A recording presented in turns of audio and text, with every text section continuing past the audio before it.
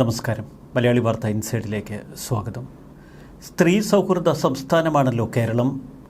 ഒടുവിലിത നമ്മുടെ ഭാസ്കരക്കാരനവർ വധക്കേസിലെ പ്രതി ഷെറിനെ ജയിലിൽ നിന്ന് സർക്കാർ മോചിപ്പിക്കുന്നു.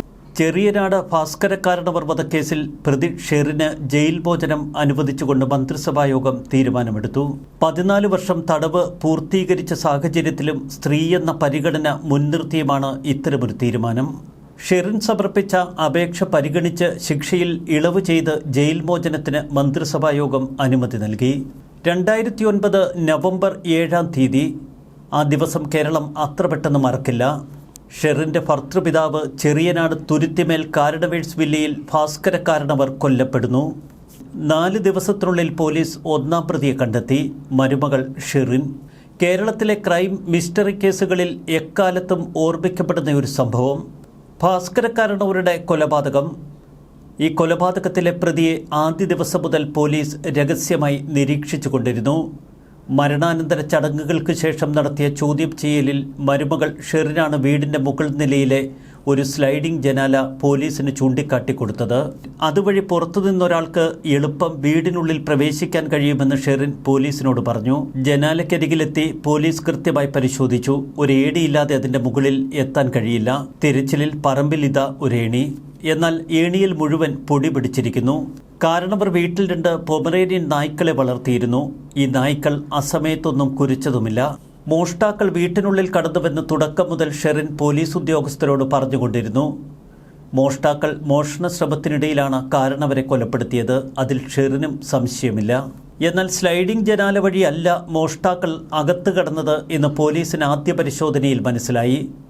മറുവശത്ത് നായ്ക്കൾ കുരയ്ക്കാതിരുന്നതുകൊണ്ട് വീടിനുള്ളിലെ ചിലരുടെ സഹായം കൊലയാളികൾക്ക് ലഭിച്ചിട്ടുണ്ടാവാം എന്നും പോലീസ് സംശയിച്ചു. സംശയമുന്ന നേരെ ഷെറിനിലേക്ക് പോലീസ് ഉദ്യോഗസ്ഥർ ചോദ്യം ചെയ്യാനായി ഷെറിനെ വിളിപ്പിച്ചു. എന്തിനാ സാറേ എന്നെ സംശയിക്കുന്നത്? എനിക്ക് കാരണവരെ കൊല്ലാനാണെങ്കിൽ 2 ഗുളിക കൊടുത്താൽ പോരെ. പുറത്തുനിന്ന് എന്തിനാണ് കൊലയാളികളെ വീട്ടിലേക്ക് ഞാൻ വിളിപ്പിച്ചു വരുത്തുന്നത്? ഇത്തരം ഉത്തരങ്ങൾക്ക് മുൻപിൽ പോലീസ് പതറിയില്ല. പിന്നെ ഷെറിൻ്റെ മൊബൈൽ ഫോൺ വാങ്ങി പോലീസ് പരിശോധന തുടങ്ങി. ഫോൺ കോൾ പട്ടികയെടുത്തപ്പോൾ പോലീസ് ഞെട്ടി. ഒരു ഫോൺ നമ്പറിലേക്ക് 55 കോളുകൾ. ബാസിത്ത് അലി എന്ന ഒരു വ്യക്തിയുമായി ഷെറിൻ 55 തവണ സംസാരിച്ചതിൻ്റെ വിവരങ്ങളാണ് പോലീസിന് ലഭിച്ചത്.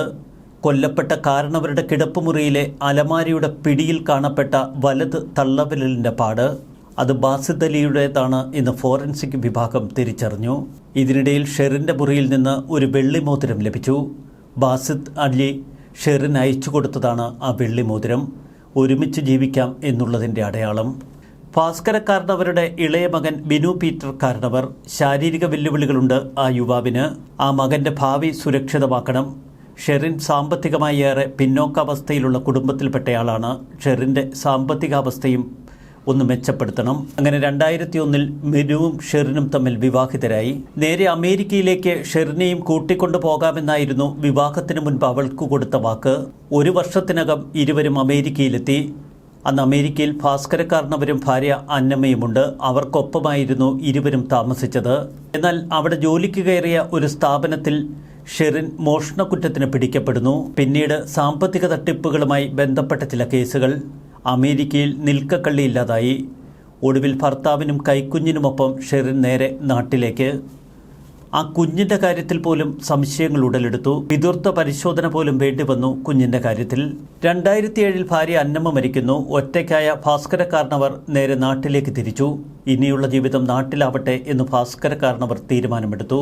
അമേരിക്കയിൽ ജോലി ചെയ്തിരുന്ന ഷെറിൻ മോഷണക്കുറ്റത്തിന് പിടിക്കപ്പെട്ടതും തുടർന്നുണ്ടായ സാമ്പത്തിക പ്രശ്നങ്ങളുമൊക്കെ ഭാസ്കരക്കാരനവരെ അലോസരപ്പെടുത്തിയിരുന്നു. ഭാസ്കരക്കാരനവർ നിർബന്ധിച്ചാണ് മകനെയും മരുമകളെയും നാട്ടിലേക്ക് തിരികെ കയറ്റി അയച്ചത്. പിന്നീട് 2007 നാട്ടിലെത്തിയ ഭാസ്കരക്കാരനവർ മരുമകളുടെ യഥാർത്ഥ മുഖം തിരിച്ചറിയുന്നു. മരുമകളുടേത് ഒരു വഴിവിട്ട ജീവിതമാണെന്നും പലരുമായും അവൾക്ക് പലതരം ബന്ധമുണ്ടെന്നും ഭാസ്കരക്കാരനവർ മനസ്സിലാക്കി.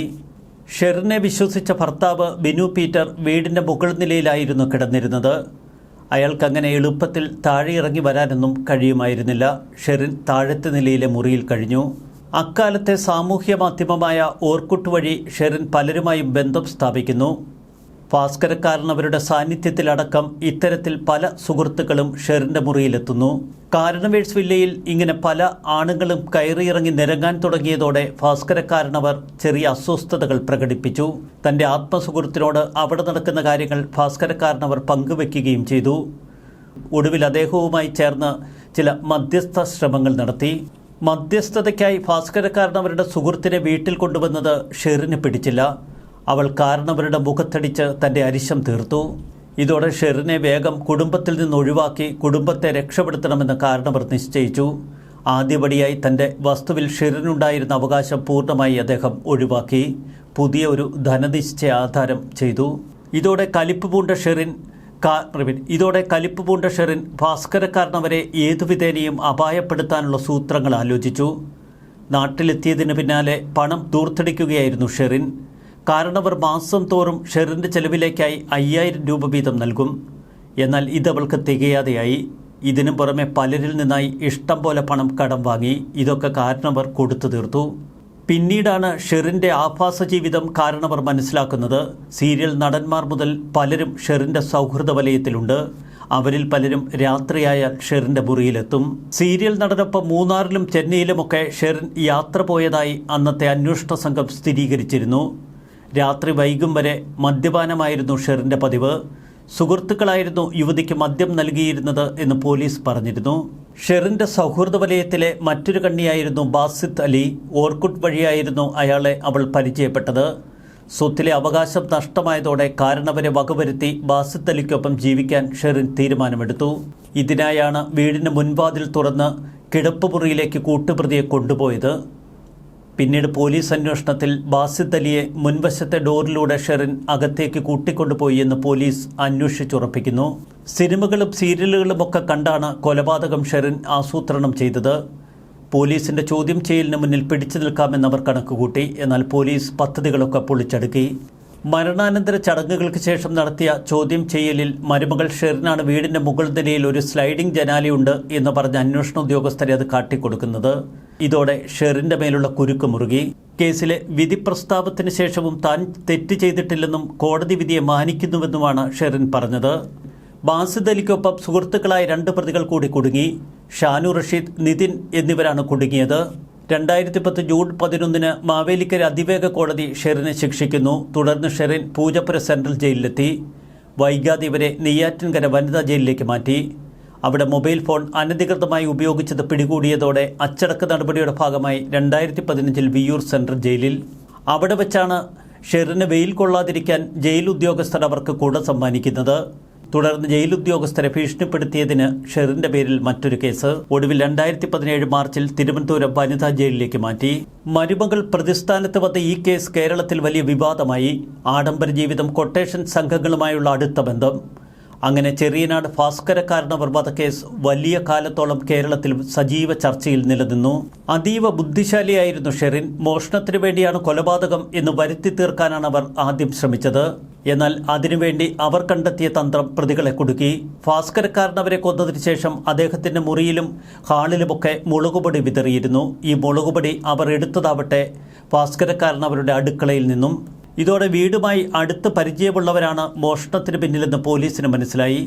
ഭാസ്കരക്കാരനവരെ കൊലപ്പെടുത്തിയ ശേഷം വീട്ടിൽ നിന്ന് ലാപ്ടോപ്പ്, ക്യാമറകൾ, മൊബൈൽ ഫോണുകൾ, സ്വർണ്ണ, രുദ്രാക്ഷമാല എന്നിവയൊക്കെ നഷ്ടപ്പെട്ടു. എന്നാൽ ഭാസ്കരക്കാരനവരുടെ ബെഡ്റൂമിലിരുന്ന 9500 രൂപ അവിടെ കൃത്യമായിരുന്നു. കവർച്ചാ ശ്രമത്തിൻ്റെതായ അടയാളങ്ങളൊന്നും പോലീസ് അന്വേഷണത്തിൽ ലഭിച്ചില്ല. മോഷണം മാത്രമല്ല കൊലപാതകത്തിന് പിന്നിലെ ലക്ഷ്യമെന്ന് ഇതോടെ അന്വേഷണ സംഘത്തിന് ഉറപ്പായി. ഭാസ്കരക്കാരനവരുടെ 2 പൊമറേനിയൻ നായ്ക്കുട്ടികൾ വീടിനോട് ചേർന്ന് പണിതിരുന്ന വിശാലമായ കൂട്ടിലാണ് പാർപ്പിച്ചിരുന്നത്. സാധാരണ അപരിചിതരുടെ സാന്നിധ്യമുണ്ടായാൽ നായകൾ നിർത്താതെ കുരയ്ക്കും. വീട്ടുകാർ ഇറങ്ങി വന്നാൽ മാത്രമേ കുര നിർത്തൂ. കാരണവരുടെ മരണം നടന്ന് 4ാം നാൾ ഷെറിൻ അറസ്റ്റിലായി. കാരണവരെ കൊലപ്പെടുത്തുക എന്ന ലക്ഷ്യത്തോടെ പ്രധാന പ്രതി ബാസിത്ത് ഉൾപ്പെടെ 3 പേർ നവംബർ 7 രാത്രി 11:30 വീട്ടിലെത്തി 1 മണിക്കൂർ അവിടെ ചെലവഴിച്ചുവെന്ന് പോലീസ് അന്വേഷണത്തിൽ കണ്ടെത്തി. കോട്ടയം കുറിച്ചി സജീവോത്തമപുരം കോളനിയിൽ കാലായിൽ ബാസിത്ത് അലി എന്ന് വിളിക്കുന്ന ബിബിഷിന് അന്ന് 25 വയസ്സ്. കൂട്ടുകാരൻ എറണാകുളം കളമശ്ശേരി കുറ്റിക്കാട്ടുകര നിതിൻ നിലയത്തിൽ ഉണ്ണി എന്ന് വിളിക്കുന്ന നിതിന് 28 വയസ്സ്. കൊച്ചി വേലൂർ പാതാളം പാലത്തിങ്കൽ വീട്ടിൽ ഷാനു റഷീദിന് 24 വയസ്സ്. 2010 ജൂണിൽ മാവേലിക്കര അഡീഷണൽ സെഷൻസ് ജഡ്ജി ശിക്ഷ വിധിച്ചതിന് ശേഷം കോടതി മുറിക്കുള്ളിൽ ഷെറിൻ ശോഭിച്ചു നിൽക്കുന്നു. മുന്നിലൂടെ കടന്നുപോയ ബാസിദ് അലി സുഖമാണോ എന്ന് ചോദിച്ചപ്പോൾ ഷെറിൻ രോഷാകുലയായി. ബാസിദ് അലിക്ക് നേരെ കൈ ചൂണ്ടി, നീ മിണ്ടരുത്, നീയാണ് എന്നെ കുഴപ്പത്തിലാക്കിയത്, എൻ്റെ ജീവിതം തകർത്തത് നീയാണ്. ഇതായിരുന്നു അവളുടെ മറുപടി. വിചിത്രമാണ് ഇപ്പോൾ ഷെറിന് കിട്ടിയ ഈ ശിക്ഷ ഇളവ്. ജയിലിലെ നല്ല നടപ്പിൻ്റെ പേരിലാണ് ഷെറിന് ശിക്ഷ ഇളവ് നൽകിയത് മന്ത്രിസഭ. ജയിലിനുള്ളിൽ അനധികൃതമായി മൊബൈൽ ഫോൺ ഉപയോഗിച്ചുവെന്ന പരാതി, ജയിലിനുള്ളിൽ വെയിൽ കൊള്ളാതിരിക്കാൻ കുട ലഭിച്ചു എന്ന വിവാദം, ജയിലിനുള്ളിൽ അവൾ കഴിയുമ്പോൾ ബ്യൂട്ടി പാർലർ സമാനമായ സൗകര്യങ്ങൾ ഒരുക്കിയിരുന്നു എന്ന മറ്റൊരു പരാതി.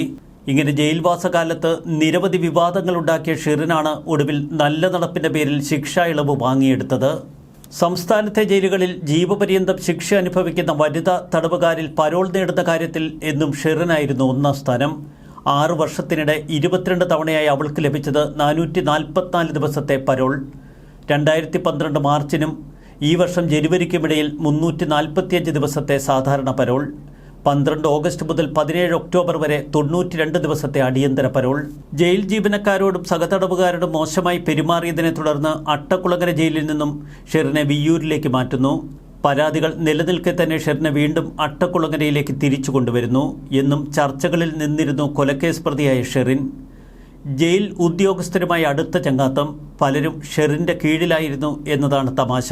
ഷെറിന് ജയിലിൽ അടുക്കള ജോലി കൊടുത്തപ്പോൾ ഉന്നത സമ്മർദ്ദത്തെ തുടർന്ന് ഷെറിനെ ആ ജോലിയിൽ നിന്ന് വരെ മാറ്റുന്നു.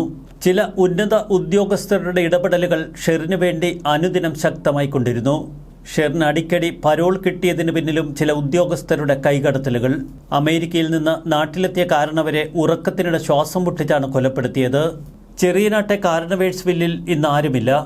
ഷെറിൻ്റെ മകൻ, അന്നത്തെ 4 വയസ്സുകാരൻ, ഇന്ന് മുതിർന്ന കുട്ടിയായി. മകനെയും ബിനുവിനെയും സഹോദരങ്ങൾ അമേരിക്കയിലേക്ക് കൂട്ടിക്കൊണ്ടുപോയി. ഒരു കുടുംബം തകർത്ത ഷെറിൻ ഇപ്പോൾ ശിക്ഷാ കാലാവധിയൊക്കെ കഴിഞ്ഞ് പുറത്തേക്ക് വീണ്ടും വിലസാനിറങ്ങുന്നു. ഒപ്പം നമ്മുടെ മന്ത്രിസഭയുമുണ്ട്. ന്യൂസ് ഡെസ്ക് മലയാളി വാർത്ത ഇൻസൈഡ്.